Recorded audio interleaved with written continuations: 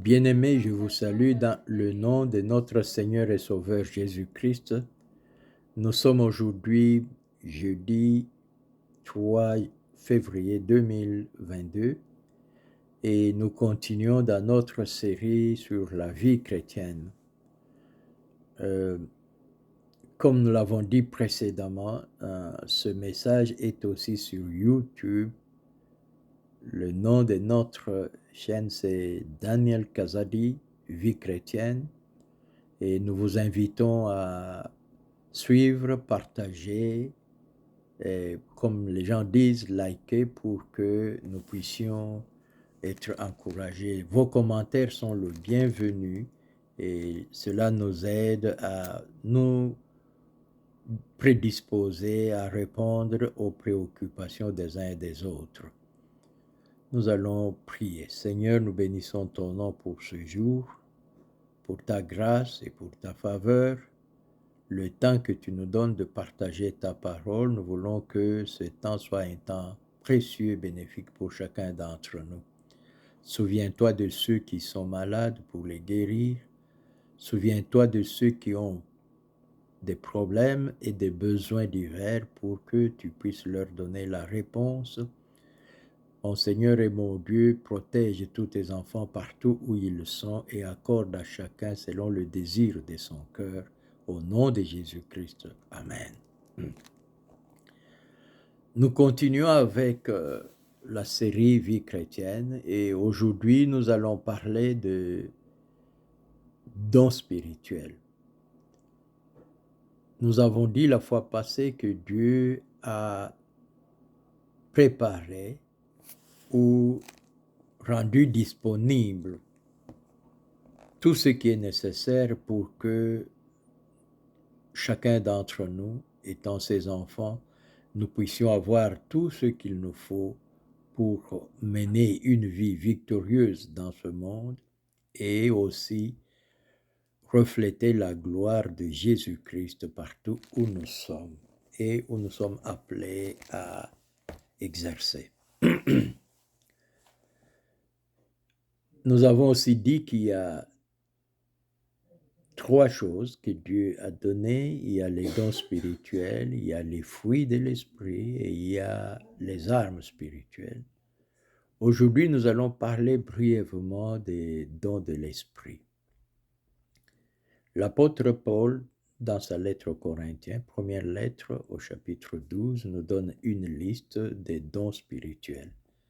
Cette liste n'est pas complète parce qu'en lisant dans d'autres épîtres, nous pouvons trouver qu'il y a des dons qui ne sont pas mentionnés dans cette liste, mais qui existent. La réalité reste cependant que Dieu a donné à son Église, à ses enfants, des manifestations spirituelles pour le bien commun et pour donner gloire à Jésus-Christ et pour l'édification de l'Église. Comme l'apôtre Paul le dit dans 1 Corinthiens chapitre 12, il dit que les hommes qui sont attirés par les idoles, ils donnent gloire à ces idoles parce qu'ils pensent que ces idoles apportent des solutions à leurs problèmes. Mais nous savons que c'est Dieu qui apporte des solutions à nos problèmes par les dons de l'Esprit. Et quand c'est l'Esprit de Dieu qui agit, cet Esprit nous conduit à reconnaître et à proclamer que Jésus-Christ est le Seigneur. Nous devons noter que Dieu a fait des dons naturels à tous les hommes qui leur permettent d'accomplir des tâches spécifiques, d'avoir certaines habiletés dans des domaines différents et d'exceller dans certains domaines. Nous avons des excellents musiciens, nous avons d'excellents sportifs, ce sont des dons. Nous avons des gens qui ont des capacités de faire certaines choses qui ne sont pas possible pour les autres ou le commun des hommes, ça, ce sont des dons que nous pouvons appeler naturels. Mais en plus de ces dons naturels, quand nous sommes confrontés à des situations qui sont essentiellement d'origine spirituelle, Dieu nous a fait don d'un nombre de manifestations de l'esprit qui nous permettent de faire face à ces situations, de trouver les réponses requises et de trouver les solutions appropriées à ces situations, non pas par les puissances ou par les moyens naturels ou les capacités naturelles, mais par l'œuvre de son esprit à travers ses enfants. Et c'est ce que nous appelons les dons spirituels. Comprenons donc que les dons spirituels ne sont pas censés remplacer les capacités naturelles ni les possibilités naturelles que Dieu a données à profusion à tous les hommes, mais ce sont des capacités extraordinaires, surnaturelles, qui agissent dans des circonstances particulières où les capacités humaines ou les moyens humains ne sont plus capables de nous apporter l'aide dont nous avons besoin. Et pour cela, il est très important que nous puissions retenir un certain nombre de choses. La première, c'est que à quoi servent ces dons? La Bible nous répond clairement que ces dons servent à l'édification de l'Église, c'est-à-dire à donner des solutions appropriées au peuple de Dieu et à leur donner une confiance plus accrue dans le Seigneur, afin qu'ils sachent qu'ils ne sont pas laissés seuls, qu'ils ne sont pas abandonnés, mais que Dieu est avec eux et qu'en des temps difficiles et en des temps de crise, il va intervenir pour leur apporter les solutions nécessaires. La deuxième raison, c'est pour que nous puissions voir la gloire et la grandeur de Jésus-Christ qui reste le Maître au-dessus de toutes les circonstances et que nous puissions avoir la capacité ou la possibilité de proclamer à tous que Jésus-Christ est véritablement Seigneur et qu'il est au contrôle de toutes les situations qui nous arrivent, afin que les hommes puissent reconnaître cette seigneurie de Jésus-Christ. Mais une troisième raison paraît en dessous. L'apôtre Jean, dans sa première lettre au chapitre 4, nous dit que nous ne devons pas croire dans tout esprit, mais nous devons éprouver les esprits pour savoir s'ils sont des dieux. Et que quand nous sommes confrontés aux manifestations spirituelles, il est important de savoir quelle est l'origine, quelle est la puissance qui est à l'œuvre. Aujourd'hui, nous avons dans le monde beaucoup de personnes qui agissent sous le nom de Jésus-Christ et qui accomplissent des miracles, vrais ou faux. Il y a des prophètes en nombre croissant qui sont partout et qui annoncent des choses, tout cela sous le nom de Jésus-Christ. Mais nous devons cependant savoir qu'en fonction de la puissance spirituelle qui est à l'œuvre, le résultat va être, si ces esprits qui agissent, ce n'est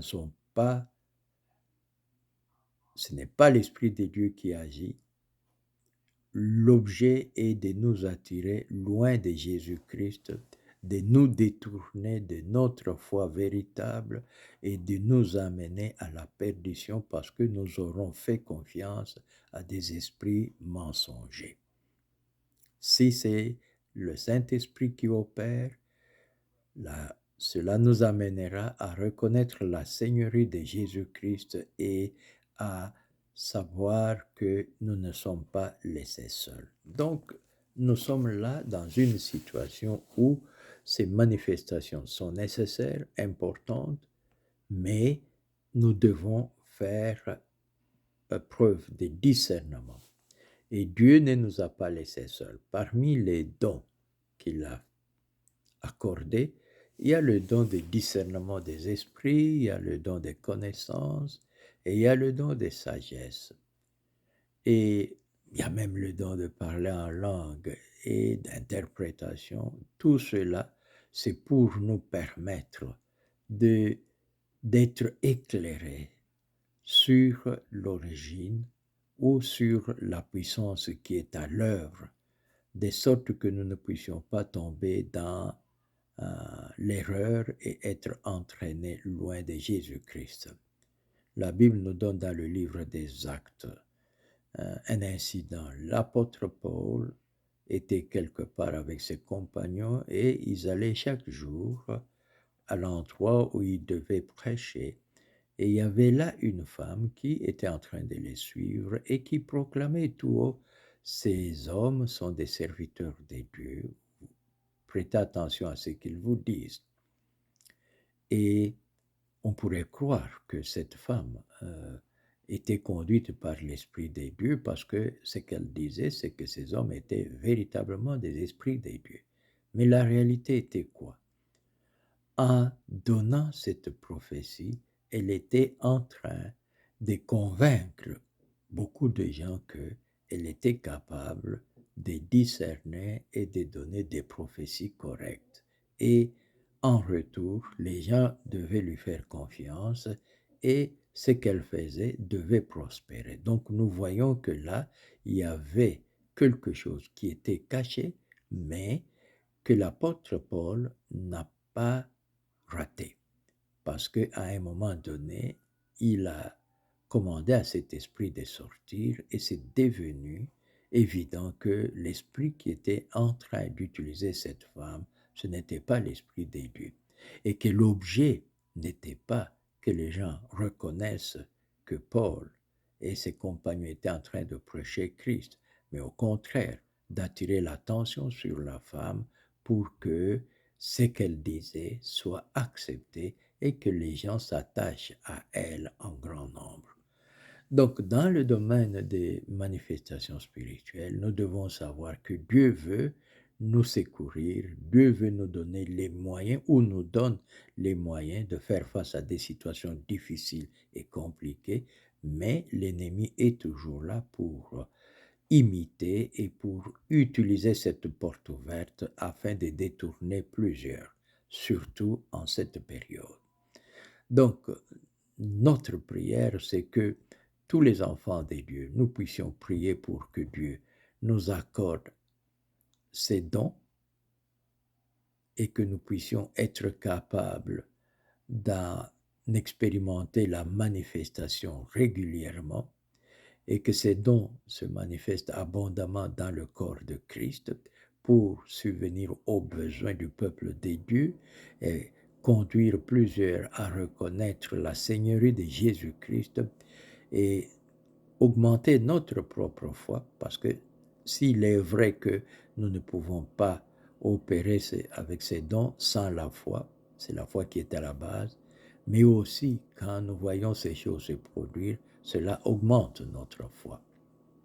Donc il est important que nous prions pour que ces manifestations puissent continuer et se maintenir. Certains disent que ces manifestations des dons spirituels, c'était du temps des apôtres et que c'est terminé. Ce n'est pas vrai, parce que l'Église est toujours en train d'être édifiée. Les besoins du peuple des dieux sont toujours là. Ce que nous devons faire, c'est prier pour que ces manifestations continuent et même se multiplient, parce que le besoin dont nous en avons maintenant est encore plus grand qu'en ce temps-là. Mais au-dessus de toutes choses, nous devons aussi demander à Dieu le discernement pour ne pas nous laisser entraîner dans l'erreur et nous détourner de la Seigneurie de Jésus-Christ, parce que l'ennemi trouve toujours sa porte pour pouvoir se glisser et utiliser ce que Dieu a donné. Ce n'est pas les dons qu'il utilise, mais il imite et il fait de faux pour pouvoir entraîner plusieurs avec lui dans la perdition.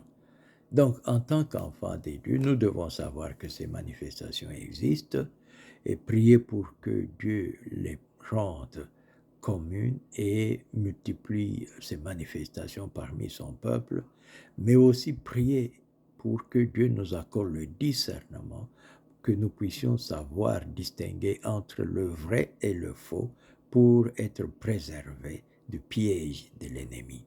C'est très important. Nous ne pouvons pas négliger ce que Dieu nous a donné. Nous ne pouvons pas mépriser ce que Dieu nous a donné. Nous devons prier pour que cela nous soit accordé, que nous puissions l'utiliser, mais nous devons aussi prier pour que Dieu nous accorde pleinement, parce que sur la liste de ces dons, il y a le don de discernement des esprits qui va permettre à plusieurs d'être préservés du faux et de l'erreur. Cela est très important.